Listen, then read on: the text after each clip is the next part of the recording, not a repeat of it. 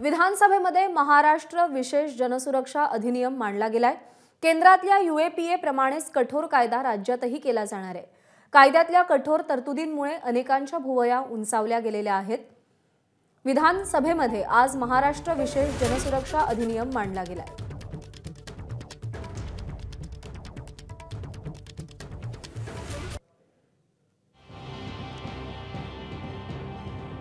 तर नवा जनसुरक्षा कायदा काय आपण पाहतोय। महाराष्ट्र विशेष जनसुरक्षा अधिनियम विधानसभेच्या पटलावर मांडला गेलाय। केंद्राच्या UAPA प्रमाणेच राज्य सरकारचा हा कठोर कायदा असेल। आज विधानसभेत विधेयकावर चर्चा करून संमत होण्याची ही शक्यता आहे।